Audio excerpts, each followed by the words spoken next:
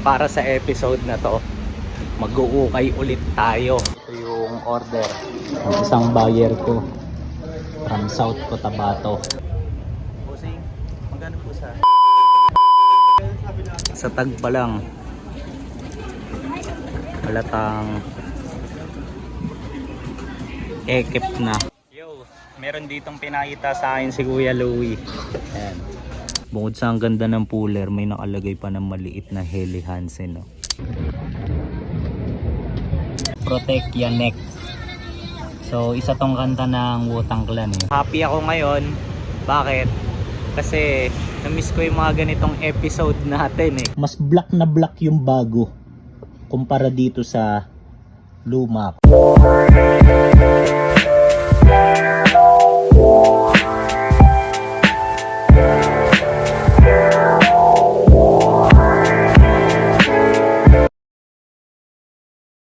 Yo! Good day sa inyong lahat. So para sa episode na to, mag-uukay ulit tayo. Na-miss ko to, Kasi, di ba yung mga recent uploads ko, halo-halo, hindi lang mga nakafocus sa ukay. Tapos ngayon na lang ulit ako makakagawa ng thrifting episode. So excited ako.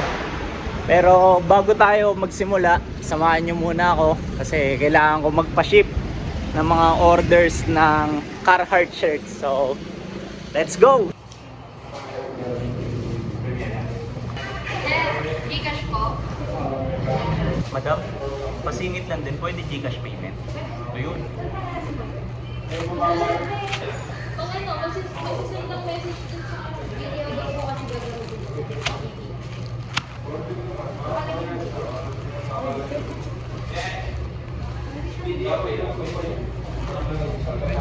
Okay ba?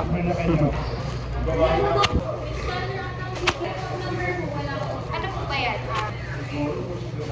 Ito yung order ng isang buyer ko from South Cotabato na nanonood din dito sa channel. Okay ba?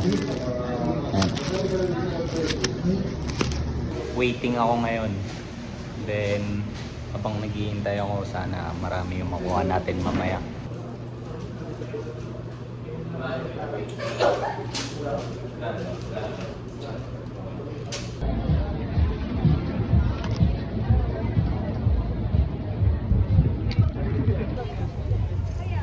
May discount ka na din.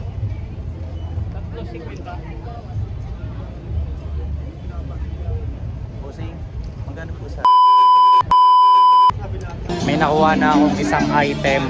Pakita ko na lang mamaya sa inyo. Abangan nyo, check nyo yung mga bootleg na nakita ko dito. Tingnan nyo, papakita ko sa inyo. So unang-una itong Supreme. Tingnan nyo. Sa tag pa lang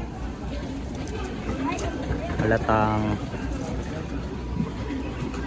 ekip na. Tapos yung pangalawang item, ito vintage bootleg Adidas. Ayan, pero ang ganda ng quality nito para sa isang bootleg. Medyo makapal nga lang yung print niya, tsaka makintab. Ayan, tapos may tag pa siya dito sa gilid, Ito medyo obvious talaga, tingnan niyo. 'Di ba? Halata sa quality. So ayan.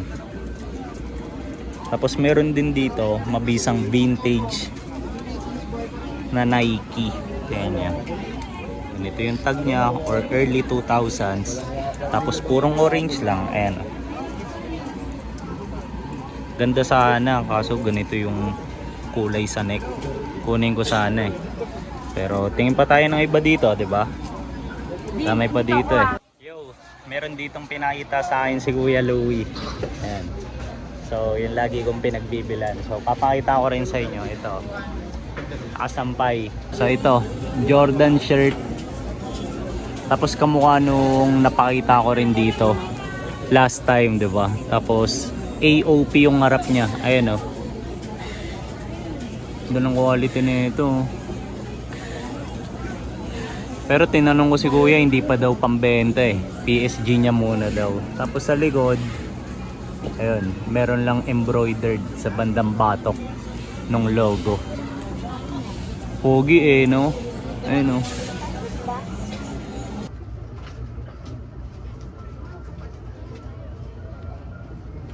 Yo, andito ako ngayon sa isang store, tapos meron akong gustong ipakitang item sa inyo. Bakit? Kasi yung brand neto, kumbaga ang nag-introduce sa akin neto si Vision Vulture. Tapos nakakatuwa kasi siya rin yung nag-introduce sa akin actually sa Nike ACG. Tapos itong ipapakita kong item ngayon, kalinya rin to ng mga Nike ACG kasi more on para to sa mga extreme activities eh. So ito yung brand, ewan ko kung paano banggitin ng maayos to, pero yan, Helly Hansen. Okay? Tapos sa jacket tong piece na to, ayan, parang mga pang gorpcore, diba? Tapos tignan nyo yung details nung puller, grabe no? Ayan, tapos ultimo yung mga dito. Bukod sa ang ganda ng puller, may nakalagay pa ng maliit na Helly Hansen, no? Ayan, kabilaan. Sobrang laki lang eh, na-check ko na yung details na ito eh, pero ang ganda sana. Ayan, pati yung kulay litaw na litaw. Nakalimutan ko lang kung paano rin nalaman ni Josh tong brand na to eh, pero parang European brand ata to. So, kokorek ko na lang dyan sa screen if ever na maliman yung parang nabanggit kong bansa. Tapos ito, check nyo, meron pa siya ditong branding sa gilid ng sleeve or sa bandang braso. Tapos, ang lupit din. Ito, meron pa dito. Halatang reflectorize para kapag halimbawa nasa bundok ka, madali kang makita if ever natapatan ng ilaw. Tapos tignan nyo dito sa bandang parang sa batok or sa leeg, meron din palang embroidered branding. Epit eh, no? So yan,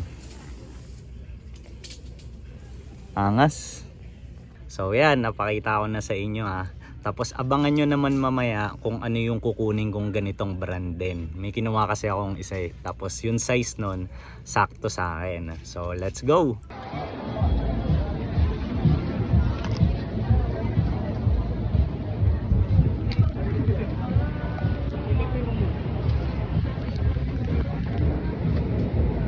Ang ganda sana na ito, kaso medyo hindi na okay yung kumbaga condition niya. Ganda pa naman sana. Tapos ganito yung tag oh. Tapos ang liit lang din. Sayang. Protect your neck. So isa tong kanta ng Wu-Tang Clan eh. Tapos favorite ko din to. Tapos kaya for sure ayun oh, bubuyog yung print. Kasi kumbaga isa to sa branding ng Wu-Tang Clan eh. Killer Bees. Diba? Kala ko Stozy.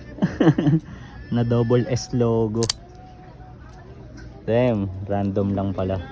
Check nyo tong isang shop, may nakasabit na human made oh. Halatang iniwalay ng may-ari no? Yo! Pauwi na ako. Nagpapahangin lang ako dito sa isang spot. Tignan nyo yung view ko. Ganda dito eh. So yan, maya maya alis na rin naman ako. Ayun, so gusto ko lang din i-share pala na happy ako ngayon. Bakit?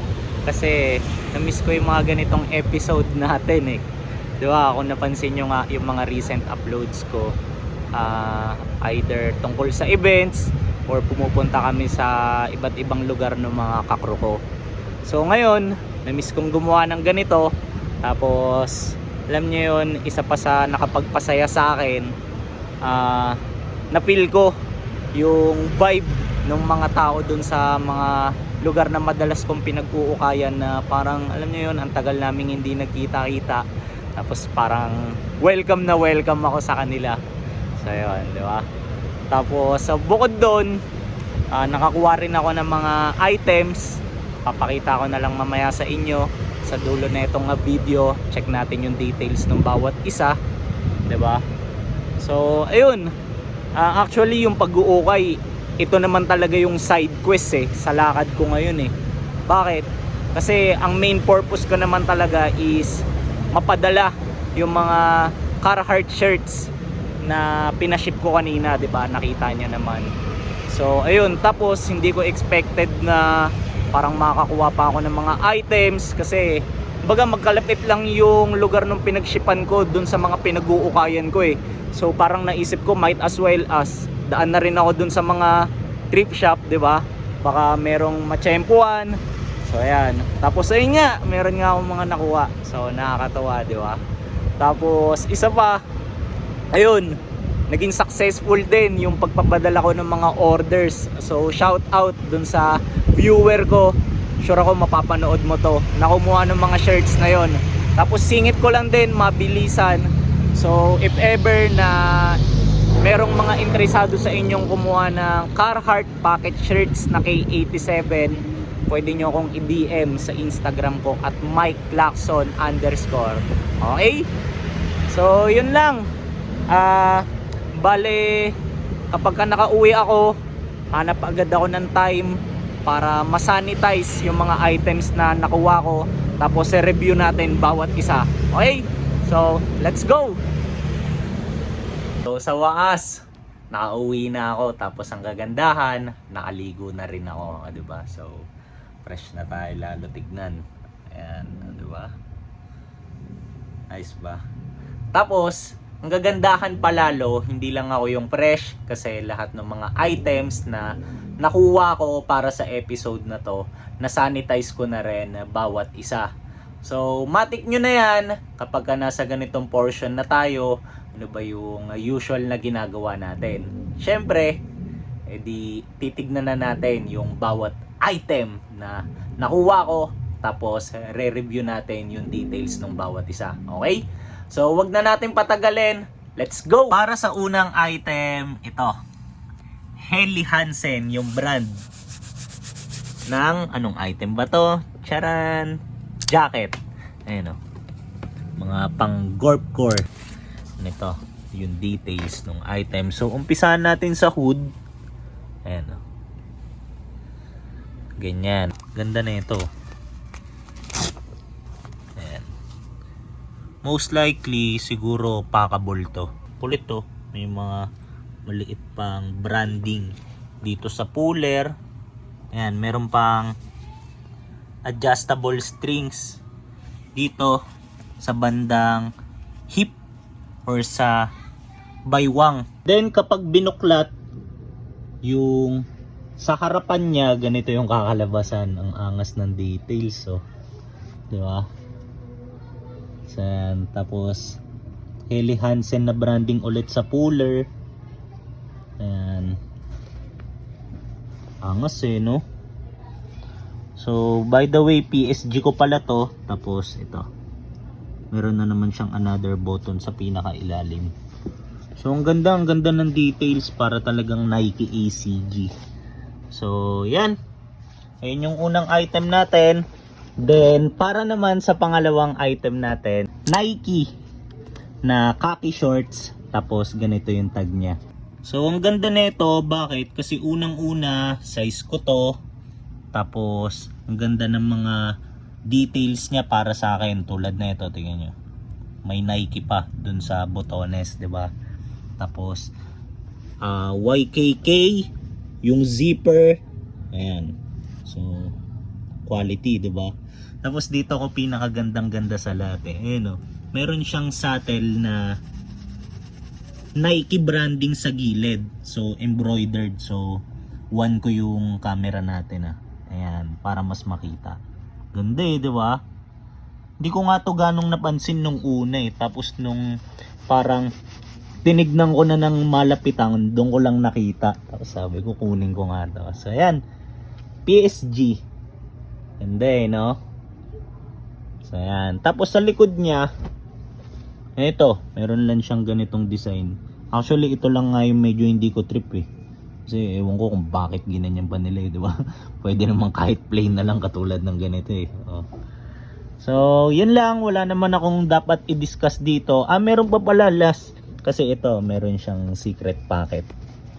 Ang cute lang para sa akin. Kasi alam niyo naman, attentive tayo sa details eh, diba? So, para sa pangatlong item, ito. Shorts ulit. Tapos, tignan natin kung ano to. So, ayan. Nike ulit. Tapos, ganito yung tag niya. Tapos, ngayon ko lang napansin, ito pala, Nike Swim. So, board short pala to, kaya pala ganito yung tela. Kasi kung mapapansin nyo, ayan o. Meron siyang bulsa sa gilid. Tapos parang, ayun nga, board short nga. Yung parang mga waterproof. Kaya pala. So, 0.5 ulit natin para mas makita yung details. Ganyan.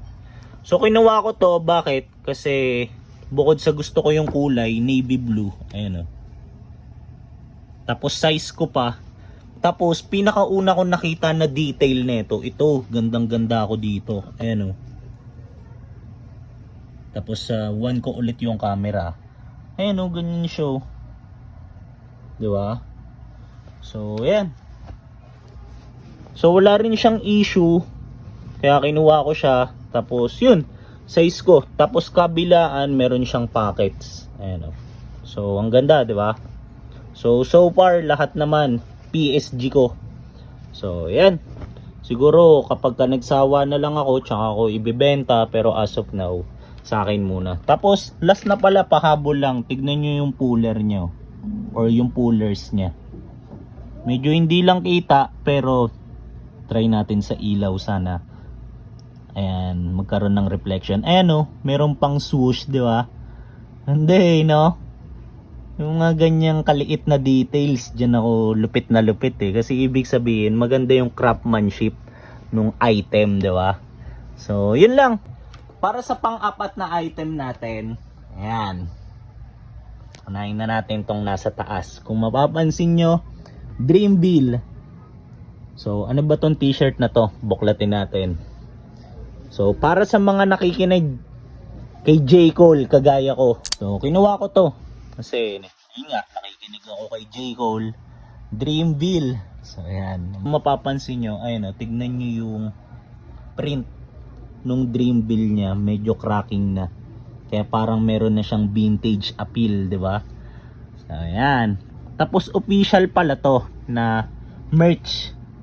License merch ng Dreamville. Ayan o. Tingnan nyo yung tiketa niya sa baba. Ganda eh, no? So, ayan. Tapos, pagdating dun sa tela niya, ang ganda rin. Heavyweight. Tapos, medyo fading na siya. Ayan, wala na siyang back hit. Binaliktad ko. So, ito yung pang-apat na item natin. Then, move on naman tayo sa next. Sayang, dapat ihuli ko to eh. Pero wala eh. Kita na eh. Ayan. So, para sa panlimang item natin, ito. Nike Ace. Mabubulol pa ako ah. So, Nike ACG shirt. So, ayan. Kapag binuklat natin siya, ayan o. Tingnan nyo naman yung details niyan. Embroidered yan. Ayan o. Diba? Tapos stripe siya. Meron siyang mga design ng stripes. Ayan o. Ganyan lang o. 0.5 natin ulit ah. Ayan. Ganda eh, no? Tapos babalikan ko lang kasi pinaka paborito kong detail na ito. Ayan o. Embroidered. Diba ang angas eh o. Wala naman akong dapat i-discuss dito kasi halos bago pa talaga to. Tapos wala na siyang back hit. Pero gusto ko lang ding i-share na actually meron na akong ganitong item. So nag-double down ako dito. So pag sinabing double down, ibig sabihin dalawa na yung item mo na ganito. So ayan. Ito yung isa, di ba? Tapos ganun na ganun din. Pero ang kagandahan dito sa bagong kuha ko, mas maganda yung condition niya. Kaya kung mapapansin nyo sa kulay, iwawan ko ulit yung camera para mas malapit. Ayan. Ayan nyo. Mas black na black yung bago kumpara dito sa luma ko. So ayan. Pero ang ganda, di ba? At least dalawa na yung ganyan ko. Palitan sila. So ayan. Ayan yung panlima nating item.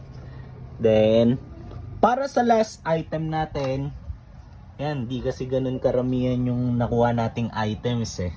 Pero at least happy ako, yun naman yung mahalaga dun eh, di ba?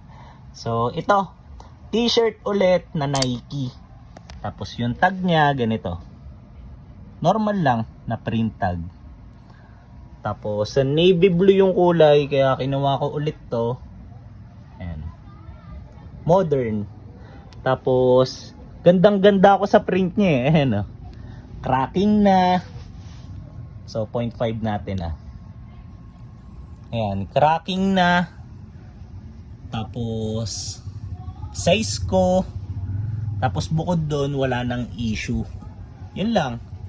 Diba? So naisip ko nung kinuha ko to, pwede ko siyang magamit pang basketball or pampapawis or kapag may mga lakad ako malapit dito sa amin, diba? Kasi presentable pa naman eh, oh.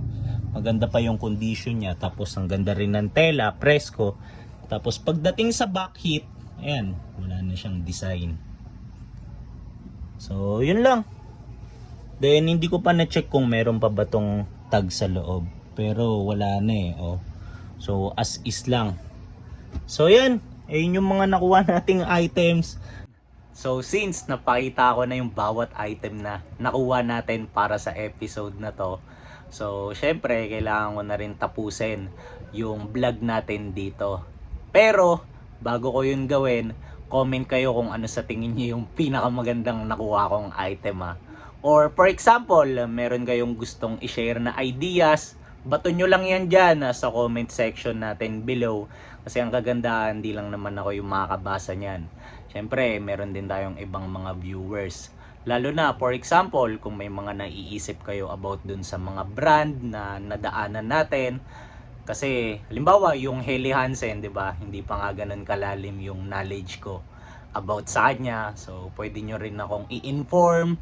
Pwede nyo rin i-inform yung ibang mga nandito sa channel natin para alam nyo yun, lahat tayo sabay-sabay natututo kasi pare-parehas tayong interesado sa streetwear, di ba?